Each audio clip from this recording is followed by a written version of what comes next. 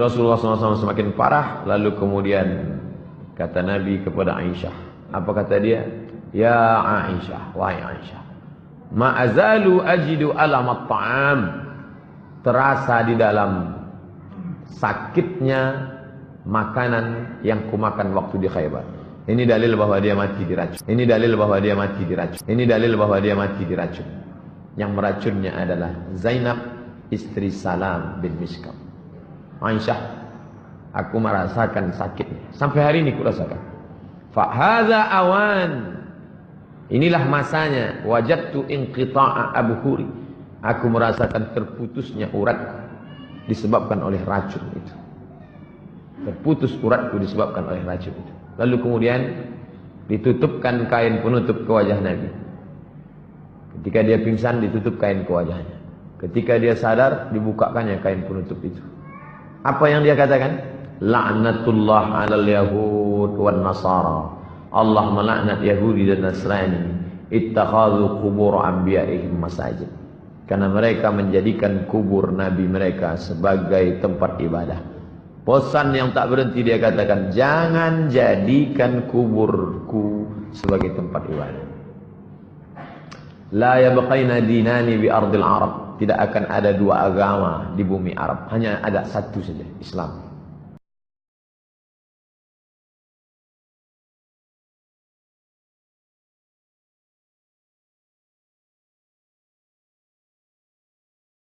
Kemudian akhirnya di bulan Rabiul Awal, beliau pun sakit. Sakit yang terakhir yang akhirnya mengantarkan beliau kepada kematian. Sakit tersebut dijelaskan oleh para ulama disebabkan karena racun yang pernah dimakan oleh Nabi SAW tatkala perang Khaybar. Sebagaimana kita ketahui, tatkala dalam perang Khaybar pada tahun 7 Hijriah, Rasulullah SAW diberi hadiah oleh seorang wanita Yahudiyah. Dan Rasulullah SAW berhusnudzon kepada wanita tersebut, dikasih kambing, dihadiahkan kepada Nabi, dan kita tahu makanan ahlul kitab halal dimakan. Ternyata wanita Yahudi tadi memberi racun di kambing tersebut, terutama di zira', di bagian paha kambing yang paling disukai oleh Nabi SAW. Dia taruh racun banyak-banyak di situ. Akhirnya Nabi SAW makan dengan bersebagian para sahabat. Para sahabat makan dan Nabi juga sempat makan. Waktu Nabi sempat makan, tahu-tahu kambingnya berbicara, ini masmumah, saya beracun. Kata Nabi, berhenti. Sebagian sahabat sudah terlanjur apa? Makan. Sehingga akhirnya ada yang meninggal di tempat dan ada yang meninggal belakangan, dan Nabi sudah terlanjur apa? Makan dari racun tersebut, namun tidak banyak. Namun racun yang sempat dimakan oleh Nabi SAW tersebut ternyata memberi dampak penyakit bagi Nabi pada tahun-tahun berikutnya. Jadi Nabi diracuni pada tahun 7 Hijriah dan beliau meninggal pada tahun 11 Hijriah. Racun tersebut ternyata mempengaruhi kesehatan Nabi SAW.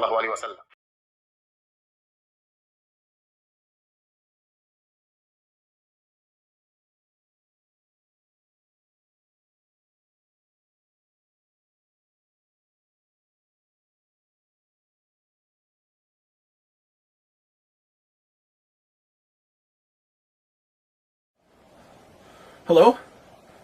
I'd like to report a murder. His name? Muhammad ibn Abdullah. I think he was poisoned. No, he's the Prophet of Islam. Well, it was almost 14 centuries ago, but don't you guys have like a cold case file or something? Not for that long ago. Do you have any clue how important this case is? I've got Sunnis telling me a Jewish woman poisoned him. I've got Shias telling me Aisha poisoned him. And I want to know who killed... Hello?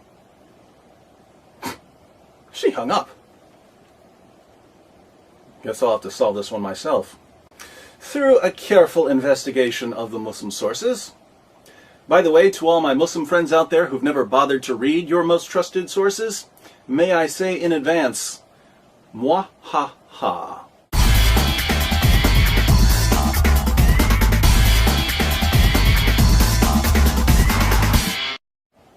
Okay, I've been through the Quran, the Hadith, and the Sirah literature, and I think I've solved the mystery of Muhammad's death.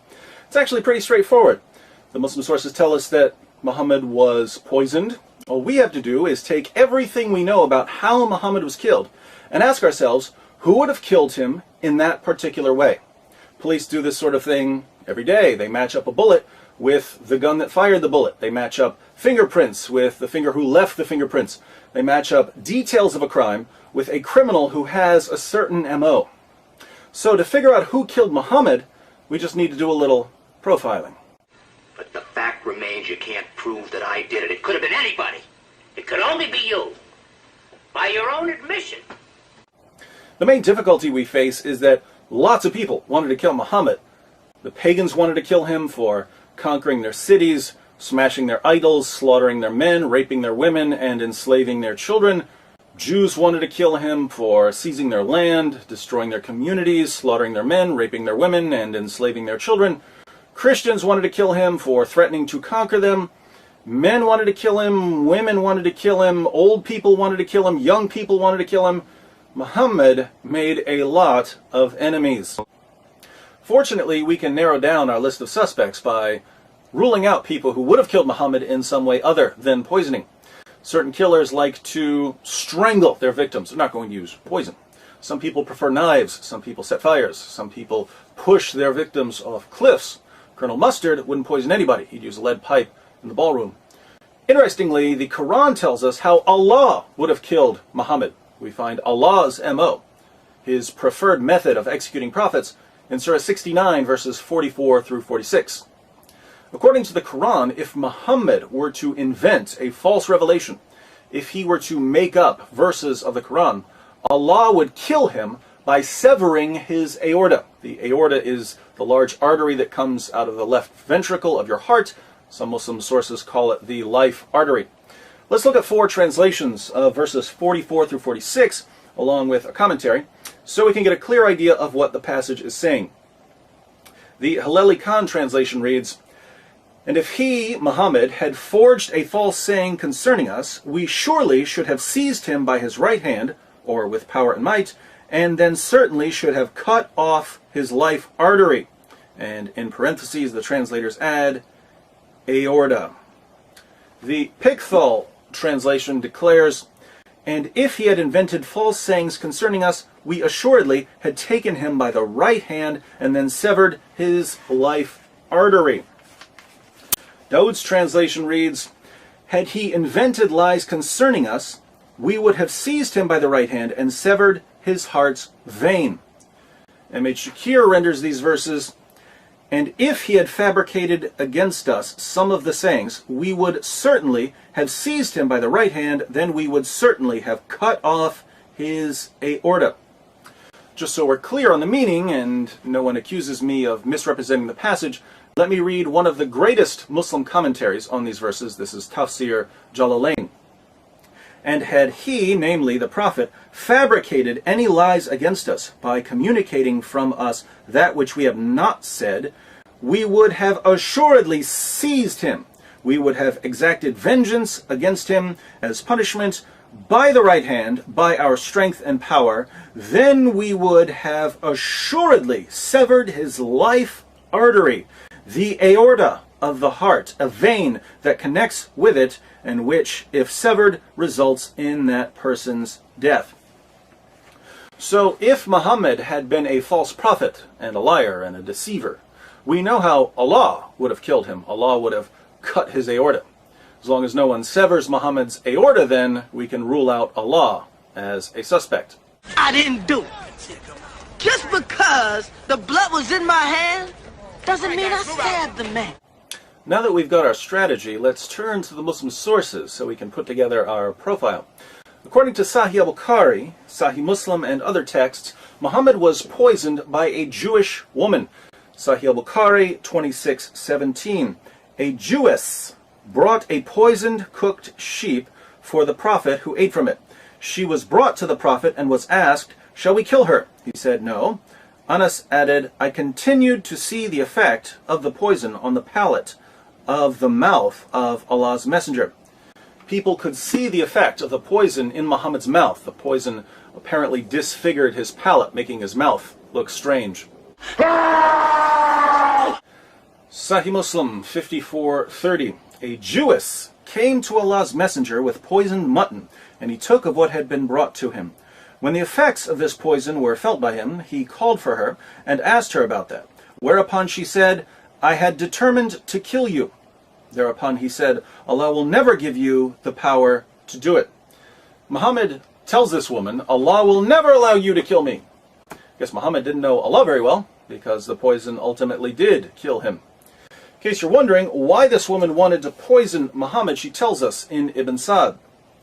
The apostle of Allah sent for Zainab bint al-Harith, that's the woman who poisoned him, and said to her, what induced you to do what you have done? She replied, you have done to my people what you have done. You have killed my father, my uncle, and my husband, so I said to myself, if you are a prophet, the foreleg will inform you. And others have said, if you are a king, we will get rid of you. The woman poisoned Muhammad because he slaughtered her family. Guess Louis Farrakhan got something right.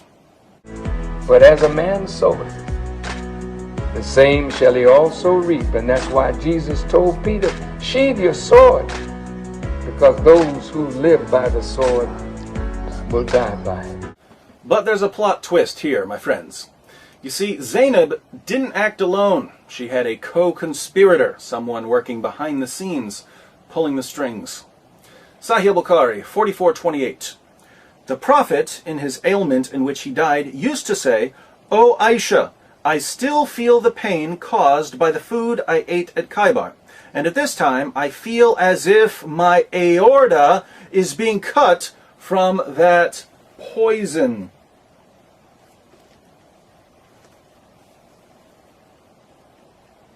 What's that, Muhammad? Something about your aorta being cut? That's funny. I seem to recall someone telling us that if he were going to kill you for being a false prophet, he'd do it by severing your aorta.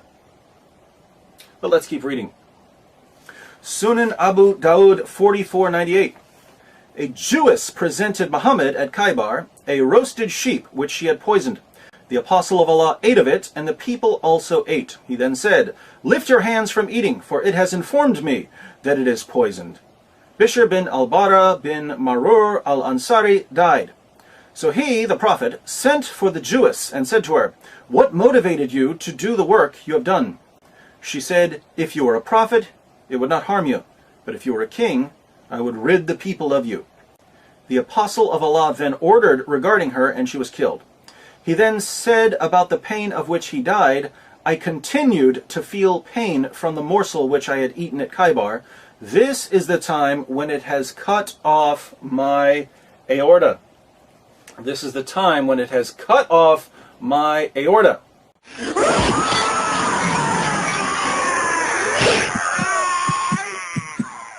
Didn't someone tell us in the Quran that he would kill Muhammad by cutting his aorta?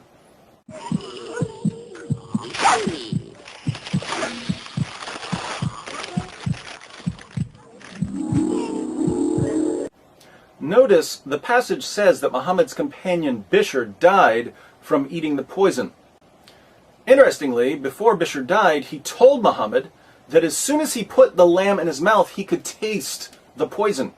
But he ate it anyway because he saw Muhammad eating it.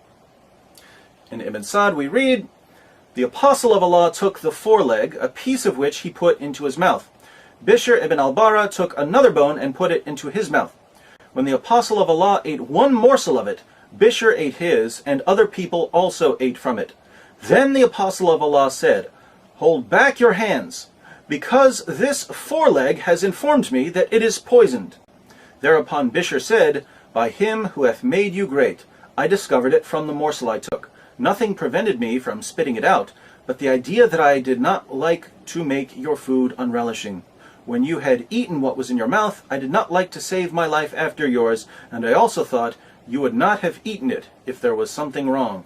Bishr did not rise from his seat, but his color changed to that of a green cloth. Friends walk together, boom, boom, la la la la. Bishr died because he trusted Muhammad. Muhammad died too. His pain and sickness just lasted much longer. In Sunan Abu Dawud, Muhammad even described his pain to Bishr's mother. Bishr said to the Prophet, during the sickness of which he died, what do you think about your illness, apostle of Allah? I do not think about the illness of my son except the poisoned sheep of which he had eaten with you at Khaybar. The prophet said, "And I do not think about my illness except that. This is the time when it cut off my aorta." There's that aorta again. Tabari, page 124, "The messenger of God said during the illness from which he died, the mother of Bishr bin al-Bara had come to visit him. Bishr, at this very moment I feel my aorta being severed because of the food I ate with your son at Khaybar." Okay, Muhammad, we get the point about the severed aorta. According to Aisha, Muhammad was in total agony before his death. Sunan ibn Majah, 1622, Aisha said, "I never saw anyone suffer more pain than the Messenger of Allah."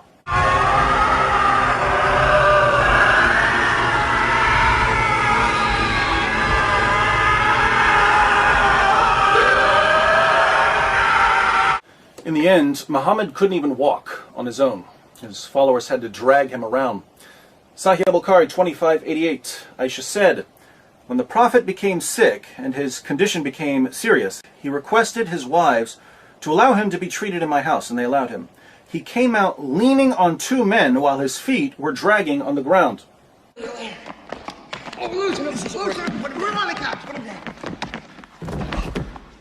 Now, since the Quran says that if Muhammad were a false prophet, Allah would sever his aorta, and Muhammad eventually admitted that he could feel his aorta being severed, you might think we have a pretty good reason to reject Muhammad and his religion.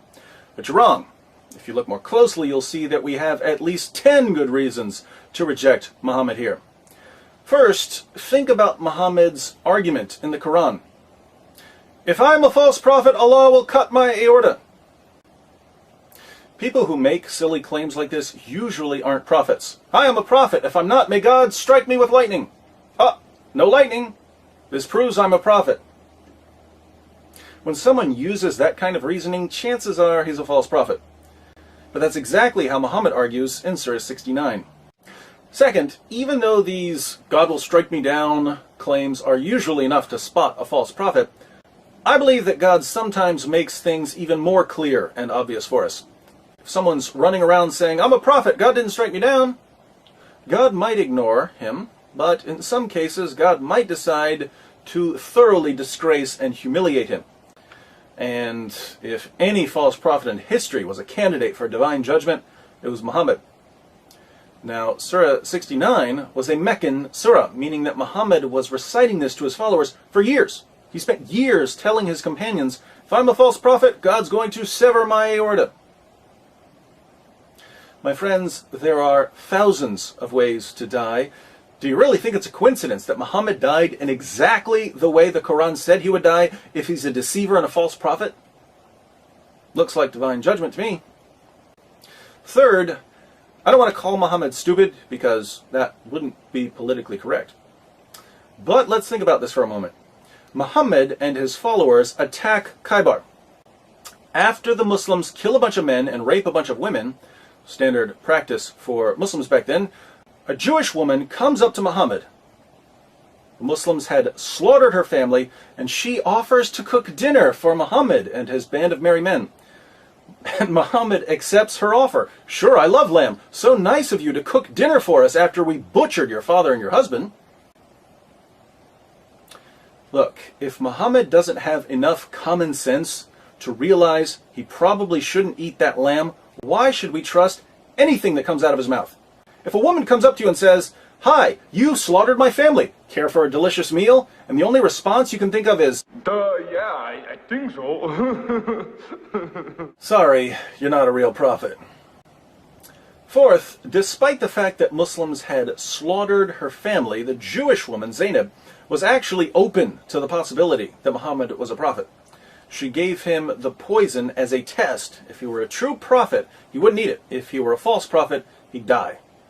Since Muhammad died from the poisoning, he failed Zainab's test. Fifth, Muhammad's companion Bishr could taste the poison as soon as he put the lamb in his mouth. Why did he keep eating? He kept eating because he believed in Muhammad. There's no way this lamb is poisoned. Muhammad is eating it. He's the prophet. Bishr's faith in Muhammad got him killed. And I'm willing to lay this down as a rule. If I can't trust you with my dinner, I definitely can't trust you with my salvation. If you can't figure out what's waiting for you in food, how could you possibly know what's waiting for you in the afterlife? Ignorance is bliss. Sixth, when Zainab told Muhammad that she had poisoned him, Muhammad said that Allah would never allow it.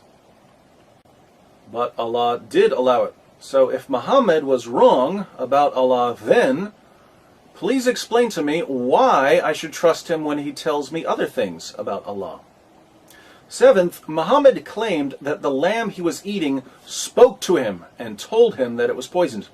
So he got a special revelation because he was a prophet. Two questions. One, why didn't the roasted lamb say something 5 minutes earlier, which would have saved Muhammad's life, not to mention Bishr's life? And two, why did Muhammad need a revelation when you could taste the poison? Isn't this proof that Muhammad was actually making up revelations? Isn't it obvious that he tasted the poison, same as Bishr, but instead of saying, hey, I taste poison, he said, it's speaking to me, I'm a prophet. Sounds like a fake to me. Eighth, think about the justice here. The justice is just a little too poetic. This can't be a coincidence. Muhammad did more than anyone else in history to provoke hatred against Jews. Muhammad did more than anyone else in history to oppress women. Muhammad told his followers that women are stupid. And then Muhammad died a miserable, humiliating, wretched death after being outwitted by a Jewish woman. So God didn't merely disgrace Muhammad by severing his aorta, thereby identifying him as a false prophet. God added to Muhammad's degradation by severing his aorta through the hands of a Jewish woman seeking vengeance against the man who had brought her community nothing but death and rape.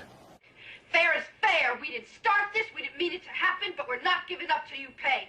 Fair is fair!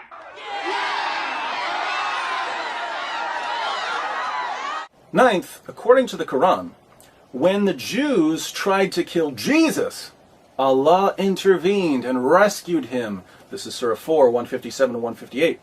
Allah took Jesus safely to paradise.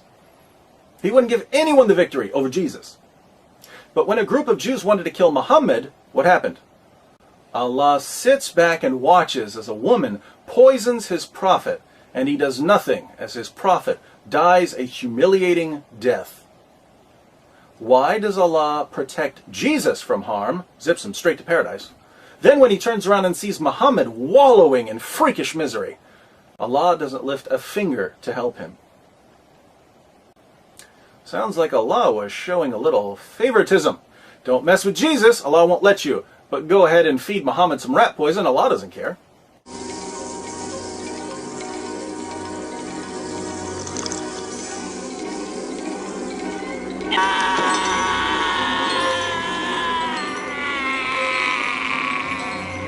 Finally, Muhammad's greatest wish was to die in battle. Sahih al-Bukhari 2797. The Prophet said, by him in whose hands my soul is, I would love to be martyred in Allah's cause and then come back to life and then get martyred and then come back to life again and then get martyred and then come back to life again and then get martyred. If you read the Muslim sources, you know that every time Muhammad wants something, Allah gives him a special revelation granting him what he desires. Muhammad wants to have sex with Aisha, Allah gives him a revelation. Muhammad wants more than 4 wives, Allah gives him a revelation. Muhammad wants to marry the divorced wife of his own adopted son, Allah gives him a revelation. Allah's got nothing to do but sit around all day making Muhammad's dreams come true. Well, I've read about genies, but I never thought they really... It's like something out of the Arabian Nights. Muhammad's ultimate wish was to die in battle. It was his greatest desire. But instead of letting Muhammad die while fighting the Jews, Allah lets him die a disgraceful death in utter agony at the hands of a Jewish woman. Death by leg of a lamb. After spending more than 2 decades granting Muhammad anything he wanted, Allah suddenly decides not to give Muhammad what he wanted most. It seems Allah had a change of heart.